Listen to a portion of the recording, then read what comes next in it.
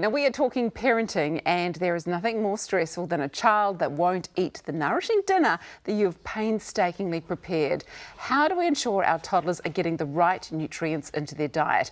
Joining us today on the Anmum Pedia Pro 3 Coffee Group, health and nutrition experts Rebecca Cannan and Vanessa Baxter. Good morning to you both. Good morning. Lovely to have you here. This is an age-old problem, getting the right things into your toddler. Vanessa, what are the risks of not getting the right nutrients at a young age? Well, the problem for little toddlers is if they don't get a really good balanced diet, there are repercussions for them emotionally, mentally and physically. So, you'll get that grotty child having tantrums and being kind of all over the place, and their mood swings and things, and that is really a sign of tiredness and a lack of a really good balanced diet. The other one, of course, is they tend to get sick a lot. So, there's no natural immunity being built up or supported, and so sadly, they tend to be that sick child, and the repercussions of that is that they're not learning, they're not developing well. And of course, the obvious one in society now is the issue of obesity, where kids are being fed far too off-balance sugar and high carb type diets, and then they become actually so attuned to that diet that they crave it more, and of course their physical. And that is not a good start to life, is it? It's not a good start. So Rebecca, what are the common nutrients that can be missing from a New Zealand toddler's diet? Yes, it's quite obvious, the toddler years are a period of rapid growth, but it's not just physical growth, it's also other areas such as brain development. And important nutrients for brain development include iron, and DHA and B vitamins. For physical growth, you've got protein, calcium and vitamin D and zinc. But as we're just hearing, the immune system is going through an important sensitive period of development where it's developing protective aspects of defence, but also tolerance to the environment, so not becoming allergic. And for the immune system, it's important to have zinc, vitamin A, vitamin D, and also helpful ingredients such as prebiotics and friendly bacteria. So a good diet with lots of different foods in it is important, but it's also important to appreciate that some of these nutrients aren't found in a wide variety of foods. Okay, so you've really got to think about it. Vanessa, what happens if you've got a fussy eater? Well, most toddlers are going to go through a stage of fussy eating. It just comes with the territory.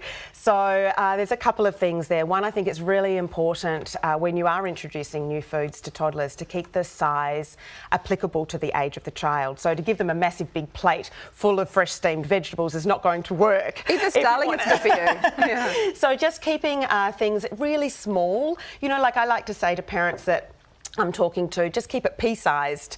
Something really tiny, like a little sauce container, pop a new food that you're trying to introduce in there, and just keep reintroducing it. For the child, it is going to be something completely new, so be mindful of that, and you can use that mindful language, that beautiful language of, I can completely appreciate this is going to be a challenge for you to try. It is new, and I know you don't really feel like trying it, and then sort of pause, because then they'll take in, wow, actually mum's on my side here. She realises that I don't really want to eat this, rather than you sort of screaming at them or want to sort of say, I need you to eat this, because the psychology of the toddler age as well comes into play. They're pushing boundaries.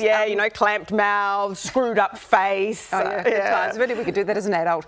Rebecca, what can we give our toddlers to bridge the gap and help boost the nutrient intake? Well, variety is really important, and whole foods, home cooked meals are fantastic.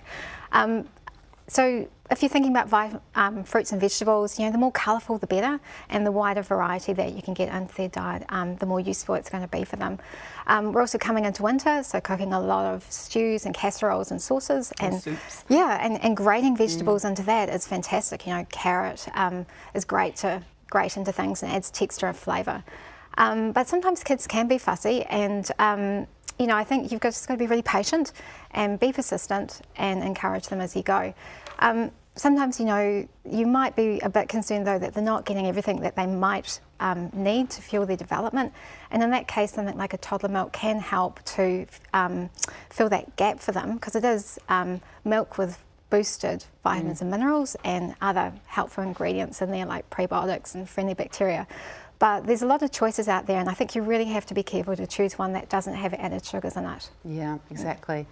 Fantastic. Thank you very much. That's a very great advice from the both of you. Coffee Group is brought to you by Anmum Pedi Pro 3, the only toddler milk with no added sugars. Now, if you have any worries that you'd like addressed by our parenting panel, message us on the Cafe Facebook page. One contributor will win this cool ebook from Anmum. Now, we loved all of the great suggestions last week, and congratulations to Charlie Anderson, the winner of this ebook.